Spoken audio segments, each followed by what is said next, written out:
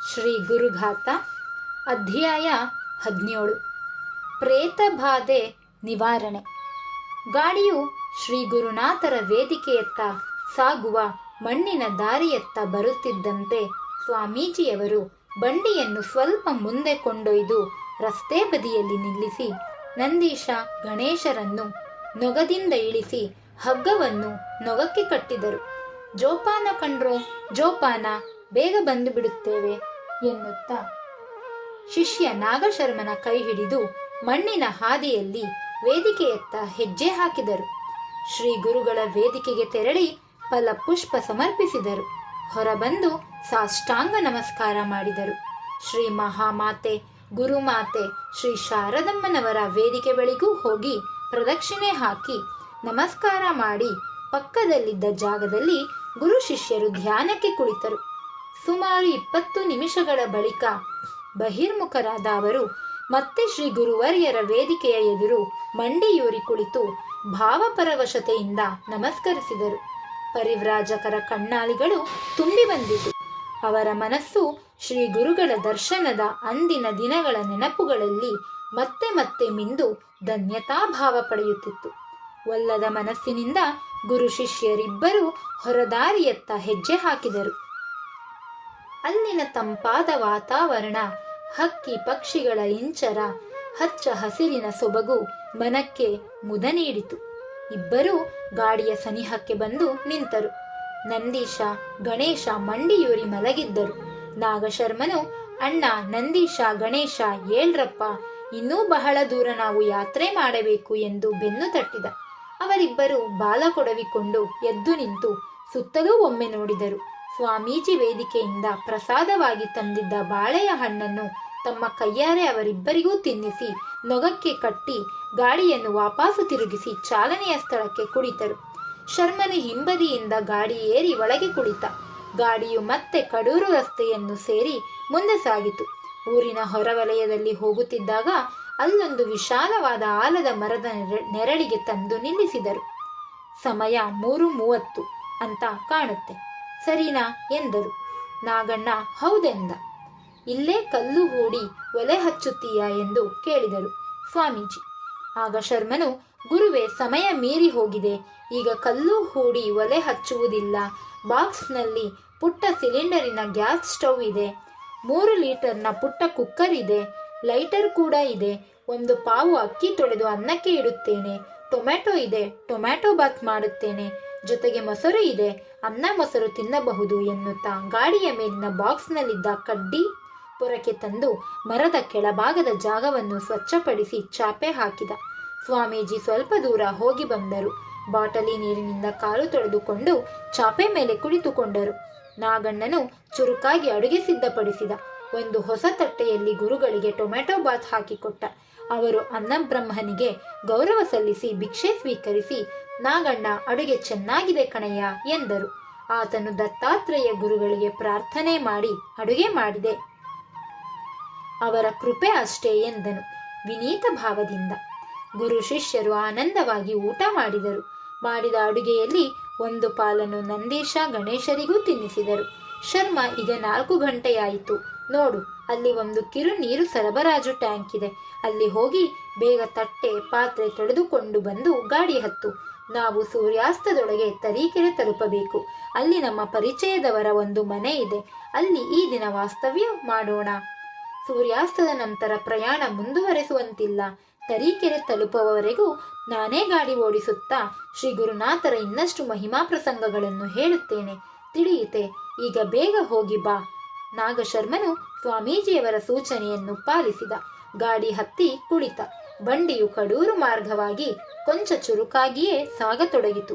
ಆಗ ನಾಗಣ್ಣನು, ಗುರುವೇ, ನನ್ನಲ್ಲಿ ಆಗಾಗ 2 ಪ್ರಶ್ನೆಗಳು ಕಾಡುತ್ತವೆ.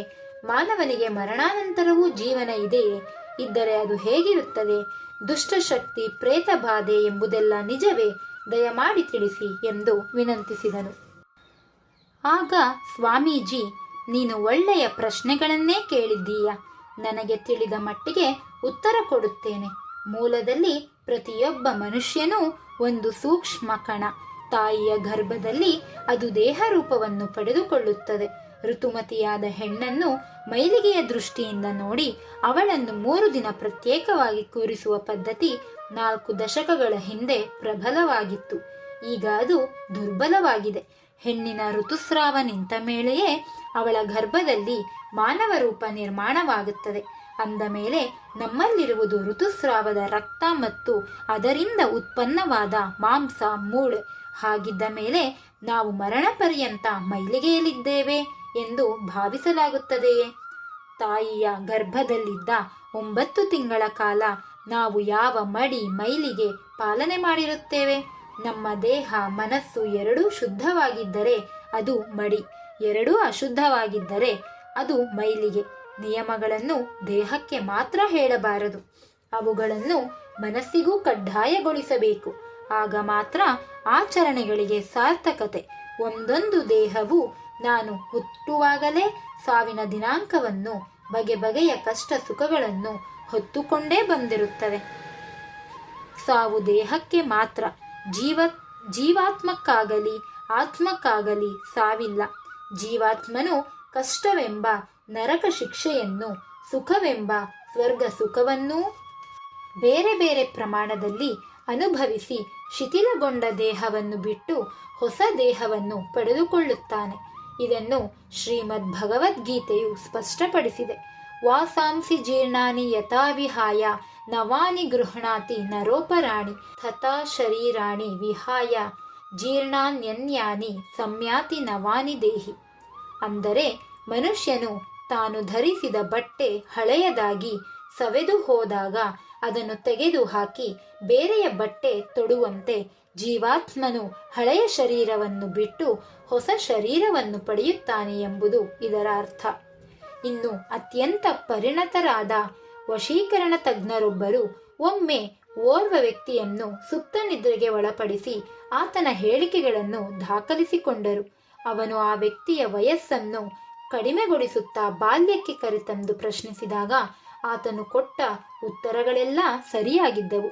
ಆತನು ಜಾಗೃತ ಸ್ಥಿತಿಯಲ್ಲಿದ್ದರೆ ಆ ವಿವರಣಾತ್ಮಕ ಉತ್ತರ ಕೊಡಲು ಸಾಧ್ಯವಿರಲಿಲ್ಲ. ಅಂತಹ ವಿಶೇಷ ನೆನಪಿನ ಶಕ್ತಿ ಆತನಿಗೆ ಇರಲಿಲ್ಲ. ಮುಂದೆ ಆತನನ್ನು ಶೈಶವ ಸ್ಥಿತಿ ಹಾಗೂ ಗರ್ಭಾವಸ್ಥೆಯ ಸ್ಥಿತಿಗೆ ಕರೆದುಕೊಂಡು ಹೋದಾಗ ಆತನು ಹೇಳಿದ ಮಾತುಗಳು ಸತ್ಯವಾಗಿದ್ದವು. ಆತನನ್ನು ಗರ್ಭಾವಸ್ಥೆಯ ಪೂರ್ವದ ಸ್ಥಿತಿಗೆ ಕರೆದೊಯ್ದು, ಈಗ ನೀನು ಎಲ್ಲಿದ್ದೀಯೇ, ಏನು ಮಾಡುತ್ತಿದ್ದೀಯೇ ಎಂದು ಪ್ರಶ್ನಿಸಿದಾಗ, ನಾನು ಒಂದು ಬೆಳಕಿನ ರೂಪದಲ್ಲಿದ್ದು ತೇಲಾಡುತ್ತಿದ್ದೇನೆ ಎಂಬ ಉತ್ತರ ಆತನಿಂದ ಬಂದಿತು. ತಾತ್ಪರ್ಯವೇನೆಂದರೆ, ಮಾನವ ದೇಹವು ಕೋಟ್ಯಂತರ ಬಿಡಿ ಕಣಗಳ ಒಗ್ಗೂಡುವಿಕೆಯಿಂದ ಆಗಿದೆ. ಈ ಕಣಗಳಿಗೆ ವಿದ್ಯುತ್ನಂತಹ ಶಕ್ತಿ ಇದೆ. ಆ ವಿದ್ಯುತ್ ಶಕ್ತಿಯಾಗಿಯೂ ಬೆಳಕಾಗಿಯೂ ಕೆಲಸ ಮಾಡುತ್ತದೆ. ನಾವು ವಿದ್ಯುತ್ ಶಕ್ತಿಯ ಪರಿಣಾಮವನ್ನು ನೋಡುತ್ತಿದ್ದೇವೆ, ಮೂಲ ವಿದ್ಯುತ್ ಶಕ್ತಿಯನ್ನು ನಾವು ನೋಡಲಾರೆವು. ಮಾನವ ದೇಹವು ವೃದ್ಧಾಪ್ಯಕ್ಕೆ ಸರಿದಂತೆ ದೇಹದಲ್ಲಿ ಗಣನೀಯ ಪ್ರಮಾಣದ ಜೀವಕಣಗಳು ಸಾಯತೊಡಗುತ್ತವೆ. ಆ ಸೂತಕದಿಂದ ಪಾರಾಗುವುದುಂಟೆ? ಬಾಲ್ಯ ಯೌವನದಲ್ಲಿ ಲಕ್ಷಾಂತರ ಜೀವಕಣಗಳು ಹುಟ್ಟುತ್ತವೆ. ಆ ಹುಟ್ಟಿಗೆ ಪುರುಡಿನ ಆಚರಣೆ ಮಾಡಲಾದೀತೆ? ಜೀವಕಣ ಮತ್ತು ಶರೀರದ ಹುಟ್ಟು ಸಾವು ಸೃಷ್ಟಿಕರ್ತ ಭಗವಂತನ ನಿಯಮಕ್ಕೆ ಅನುಗುಣವಾಗಿದೆ, ಸಹಜವಾಗಿಯೇ ಆಗುತ್ತಿದೆ. ಆ ಸಹಜತೆಯನ್ನು ಒಪ್ಪಿಕೊಳ್ಳುವ ಮನಸ್ಥಿತಿ ನಮಗಿದ್ದರೆ ಸಾಕು. ಜೀವಕಣಗಳ ಹುಟ್ಟು ಸಾವು ಅಷ್ಟೇ ಅಲ್ಲ, ಮಾನವನಿಗೆ ಒಂದು ಸೂಕ್ಷ್ಮ ಶರೀರ ಆತನು ಬದುಕಿದ್ದಾಗಲೇ ಆತನ ಸ್ಥೂಲ ಶರೀರದ ಸುತ್ತ ಇದ್ದುಕೊಂಡಿರುತ್ತದೆ. ಸ್ಥೂಲ ಶರೀರವು ಹಠಾತ್ತನೆ ನಾಶವಾದಾಗ ಸೂಕ್ಷ್ಮ ಶರೀರದ ಶಕ್ತಿ ಬಲಗೊಂಡು ಅದು ಸ್ಥೂಲ ಶರೀರದಂತೆಯೇ ವರ್ತಿಸುತ್ತದೆ ಎಂಬುದನ್ನು ಸಮರ್ಥಿಸುವ ಅನೇಕ ಪ್ರತಿಪಾದನೆಗಳಿವೆ. ನಮ್ಮ ಹಿರಿಯರು ಹೇಳುವಂತೆ, ದೇಹವು ಸಹಜವಾಗಿ ಸಾವಿಗೀಡಾದಾಗ ಅದಕ್ಕೆ ದೇಹಾತೀತ ಅಸ್ತಿತ್ವವಿಲ್ಲ. ಆದರೆ ದೇಹವು ಅಸಹಜ ಸಾವಿಗೀಡಾದಾಗ ಅಲ್ಲಿ ಒಂದು ವ್ಯಕ್ತಾವ್ಯಕ್ತ ಶರೀರವು ರಚನೆಯಾಗುತ್ತದೆ ಕಣಪ್ಪ ಎಂದರು ಸ್ವಾಮೀಜಿ. ಆಗ ನಾಗಣ್ಣನು, ಸ್ವಾಮೀಜಿ, ವ್ಯಕ್ತ ಸರಿ, ಅವ್ಯಕ್ತ ಸರಿ, ಏಕೆಂದರೆ ಇದು ನಮಗೆ ನಮ್ಮ ಅಲ್ಪಜ್ಞಾನಕ್ಕೆ ಗೊತ್ತು. ಆದರೆ ವ್ಯಕ್ತಾವ್ಯಕ್ತ ಎಂದು ಹೇಳುತ್ತಿರುವುದು ಹೇಗೆ ಎಂದು ಪ್ರಶ್ನಿಸಿದನು. ಆಗ ಸ್ವಾಮೀಜಿಯವರು ಉತ್ತರಿಸುತ್ತಾ, ನೋಡು, ವ್ಯಕ್ತಾವ್ಯಕ್ತ ಎಂದರೆ ಒಂದು ಶಕ್ತಿಯು ಕೆಲವರಿಗೆ ಗೋಚರವಾಗುತ್ತದೆ ಮತ್ತು ಪರಿಣಾಮದಿಂದ ಅವರ ಅನುಭವಕ್ಕೆ ಬರುತ್ತದೆ. ಮತ್ತೆ ಕೆಲವರಿಗೆ ಗೋಚರವಾಗುವುದೂ ಇಲ್ಲ, ಅನುಭವಕ್ಕೂ ಬರುವುದಿಲ್ಲ. ಆ ಶಕ್ತಿ ಇರುವುದು ಸತ್ಯ, ಅದರ ಪರಿಣಾಮವು ಆಗುತ್ತಿರುವುದು ಸತ್ಯ ಎಂದಾದಾಗ ಅದನ್ನು ವ್ಯಕ್ತಾವ್ಯಕ್ತ ಶರೀರ ಎನ್ನಬೇಕಾಗುತ್ತದೆ. ಭೂತ ಪ್ರೇತ ಪಿಶಾಚಿ ವಿಚಾರದಲ್ಲಿ ವಾದ ವಿವಾದ ಚರ್ಚೆ ಅರ್ಥಹೀನ, ಏಕೆಂದರೆ ಇದು ಅನುಭವವ ವೇದ್ಯ.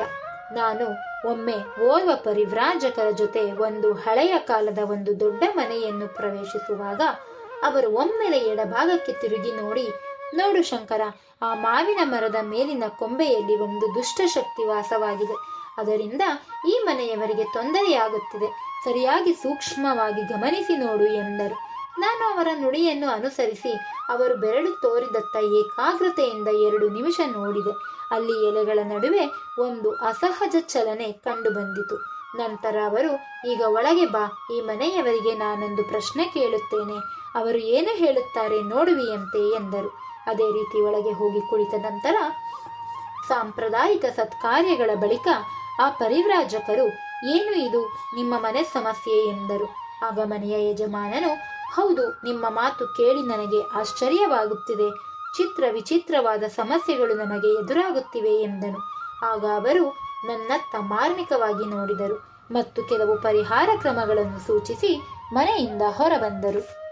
ಇದೆಲ್ಲವನ್ನೂ ಗಮನಿಸಿದಾಗ ಮಾನವನಿಗೆ ದೇಹಾತೀತ ಅಸ್ತಿತ್ವವು ಇದ್ದೇ ಇದೆ. ಕೆಲವು ಸಂದರ್ಭಗಳಲ್ಲಿ ಮಾತ್ರ ಅಂತಹ ಅಸ್ತಿತ್ವ ನಿರ್ಮಾಣಗೊಳ್ಳುತ್ತದೆ, ಇಲ್ಲದಿದ್ದರೆ ಇಲ್ಲ. ಅನುಭವವಾದವರು ಇಂತಹ ಅಸ್ತಿತ್ವವನ್ನು ಒಪ್ಪಿಕೊಳ್ಳುತ್ತಾರೆ, ಮಿಕ್ಕವರು ಇದನ್ನು ಅಲ್ಲಗೆಳೆಯುತ್ತಾರೆ. ಸತ್ಯ ಇಷ್ಟೇ ಎಂದರು. ಮಾನವನಿಗೆ ಮರಣಾನಂತರದ ಜೀವನ ಇದೆ ಎಂಬುದನ್ನು ಜಗತ್ತಿನ ಬಹುತೇಕ ಧರ್ಮಗಳು ಒಪ್ಪಿವೆ. ದುಷ್ಟಕೃತ್ಯ ಮತ್ತು ದುರಾಲೋಚನೆಗಳಲ್ಲಿಯೇ ಜೀವನ ಮಾಡುತ್ತಿದ್ದವರು ಅಸಹಜ ಸಾವಿಗೀಡಾದರೆ ದುಷ್ಟಶಕ್ತಿಯಾಗಿ ಒಂದಷ್ಟು ಕಾಲವನ್ನು ಕಳೆಯಬೇಕಾಗುತ್ತದೆ. ಈ ಅವಧಿಯಲ್ಲೂ ಅವರ ಜೀವಾತ್ಮವು ಮಾನವ ಶರೀರಗಳ ಮೂಲಕ ದುಷ್ಟ ಚೇಷ್ಟೆಗಳನ್ನೇ ಮಾಡುತ್ತದೆ. ತಾನು ಆಶ್ರಯ ಪಡೆದ ಶರೀರವನ್ನೇ ಹಿಂಸೆಗೆ ಗುರಿ ಮಾಡುತ್ತದೆ. ಇಂತಹ ಪ್ರಸಂಗಗಳನ್ನು ಅನೇಕರು ಕಣ್ಣಾರೆ ಕಂಡಿದ್ದಾರೆ. ಈ ಒಂದು ಪ್ರಸಂಗವನ್ನು ಕೇಳು. ನವದಂಪತಿಗಳ ಪೈಕಿ ಪತಿಯ ಶರೀರ ಪ್ರವೇಶ ಮಾಡಿದ ಪ್ರೇತವು ಏನು ಮಾಡಿತು, ಅದರ ಬಾಧೆಯನ್ನು ಶ್ರೀ ಗುರುಗಳು ಹೇಗೆ ನಿವಾರಿಸಿದರು ಎಂಬುದನ್ನು ಆಲಿಸು. ಗೃಹಸ್ಥ ಜೀವನಕ್ಕೆ ಪ್ರವೇಶಿಸಿದ ನವದಂಪತಿಗಳ ಮನಸ್ಸಿನಲ್ಲಿ ನೂರಾರು ಆಕಾಂಕ್ಷೆಗಳಿರುತ್ತವೆ. ಸುಂದರ ಬದುಕಿನ ಬಗೆಗೆ ಹಲವು ಕನಸುಗಳಿರುತ್ತವೆ.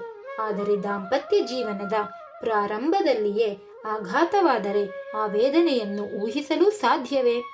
ಒಮ್ಮೆ ಅದೊಂದು ಊರಿನ ಹೊರವಲಯದಲ್ಲಿ ಮಧ್ಯಾಹ್ನದ ವೇಳೆ ನವದಂಪತಿಗೆ ಆಟೋ ಅಥವಾ ಪ್ರಯಾಣಿಕರ ವಾಹನ ಸಿಗದೆ ಸ್ವಲ್ಪ ದೂರ ನಡೆಯಬೇಕಾಯಿತು. ಮೋಡದ ವಾತಾವರಣವಿತ್ತು. ಜೋರಾಗಿ ಗಾಳಿ ಬೀಸಲಾರಂಭಿಸಿತು. ಮಳೆ ಸುರಿಯಲಾರಂಭಿಸಿತು. ಪತಿ ಪತ್ನಿ ದಟ್ಟವಾದ ಹಸಿರೆಲೆ ಇದ್ದ ಒಂದು ಮರದ ಕೆಳಗೆ ನಿಂತರು. ಸ್ವಲ್ಪ ಸಮಯದ ಬಳಿಕ ಮಳೆ ನಿಂತಿತು. ಆ ದಾರಿಯಲ್ಲಿ ಒಂದು ಪ್ರಯಾಣಿಕರ ವಾಹನವೂ ಬಂದಿತು. ಇಬ್ಬರು ಮನೆ ಸೇರಿದರು. ಮಧ್ಯಾಹ್ನ ಊಟ ವಿಶ್ರಾಂತಿಯ ಬಳಿಕ ಪತಿಯು ವಿಚಿತ್ರವಾಗಿ ವರ್ತಿಸತೊಡಗಿದನು. ಒಮ್ಮೆ ಗಟ್ಟಿಯಾಗಿ ಕಿರುಚುವನು, ಬಹಳ ಹೊತ್ತು ಗಹಗಹಿಸಿ ನಗುವನು, ಕೈಗೆ ಸಿಕ್ಕಿದ ವಸ್ತುವನ್ನು ಬೀಸಿ ಎಸೆಯುವನು.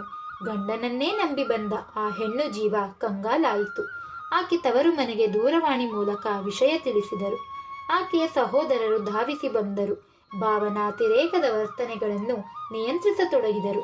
ಆ ನವವಿವಾಹಿತಳಾದ ಆಕೆಗೆ ತನ್ನ ಗಂಡ ಯಾವ ಗಳಿಗೆಗೆ ಏನಾಗುವನೋ, ಸಾತ್ವಿಕನು, ಮೃದು ಸ್ವಭಾವದವನೂ ಆದವನು ಹೀಗೆ ಕಾದ ಎಂದು ತುಂಬಾ ಕಳವಳ ಉಂಟಾಯಿತು. 2-3 ದಿನಗಳ ಕಾಲ ತಮಗೆ ತಿಳಿದ ಉಪಾಯವನ್ನೆಲ್ಲ ಮಾಡಿದರು. ಯಾವುದೂ ಫಲಿಸಲಿಲ್ಲ. ಆಕೆ ತನ್ನ ಗುರುತು ಪರಿಚಯದವರ ಬಳಿ ತನ್ನ ಕಷ್ಟವನ್ನು ಹೇಳಿಕೊಳ್ಳತೊಡಗಿದಳು. ಆಗ ಓರ್ವರು ಅವಧೂತ ಗುರುಗಳ ದರ್ಶನ ಮಾಡಲು ತಿಳಿಸಿದರು. ಆಕೆ ತನ್ನ ಸಹೋದರರ ಸಹಾಯದಿಂದ ಪತಿಯನ್ನು ಕರೆದುಕೊಂಡು ಸಕರಾಯಪಟ್ಟಣಕ್ಕೆ ಬಂದರು. ಗುರುನಿವಾಸದಲ್ಲಿದ್ದ ಓರ್ವರು ಗುರುಗಳು ಮನೆಯಲ್ಲಿಲ್ಲ ಎಂದು ಹೇಳಿದರು. ಆಕೆಗೆ ನಿರಾಶೆ, ದುಃಖ ಹೆಚ್ಚಾಯಿತು. ಗುರುನಿವಾಸದ ಮೆಟ್ಟಿಲು ಪಕ್ಕದಲ್ಲಿ ತಲೆ ತಗ್ಗಿಸಿ ಕುಳಿತಳು.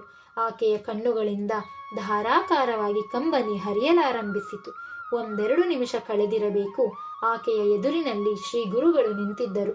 ಆ ನವವಿವಾಹಿತೆಗೆ ಮಹಾನಿಧಿಯೇ ಒಮ್ಮೆಲೆ ಕೈಗೆ ಸಿಕ್ಕಂದಂತಾಯಿತು. ಒಮ್ಮೆಲೆ ತನ್ನ ಗಂಡನಿಗಾದ ಗತಿಯನ್ನು ಭಾವಪರವಶಳಾಗಿ ವಿವರಿಸಿದಳು. 4 ದಿನಗಳ ಹಿಂದೆ ಮಧ್ಯಾಹ್ನದ ವೇಳೆಗೆ ನೀವಿಬ್ಬರು ಎಲ್ಲಿಗೆ ಹೋಗಿದ್ದೀರಿ ಎಂದು ಗುರುಗಳು ಕೇಳಿದರು. ಆಕೆ ಆ ದಿನವನ್ನು ನೆನಪಿಸಿಕೊಂಡು ಅಂದು ಮಳೆ ಬಂದದ್ದು, ಮರದ ಕೆಳಗೆ ನಿಂತದ್ದು ಎಲ್ಲವನ್ನೂ ಹೇಳಿದಳು. ಆಗ ಶ್ರೀ ಗುರುಗಳು, ಗೊತ್ತಾಯಿತು ಬಿಡು, ಇದಕ್ಕೆ ಏನು ಮಾಡಬೇಕೋ ಅದನ್ನು ಮಾಡುತ್ತೇನೆ ಎಂದರು. ಅದು ಪಿಶಾಚಿಯ ಚೇಷ್ಟೆಯ ಪ್ರಕರಣವಾಗಿತ್ತು. ನವವಿವಾಹಿತೆಯು ಭೀತಿ ಪಡಬಾರದೆಂದು ಗುರುಗಳು ಹಾಗೆ ಹೇಳಲಿಲ್ಲ. ಆಕೆಯ ಸಹೋದರರತ್ತ ತಿರುಗಿ, ಒಂದಿಷ್ಟು ದಪ್ಪ ಈರುಳ್ಳಿಯನ್ನು ತನ್ನಿ ಎಂದರು.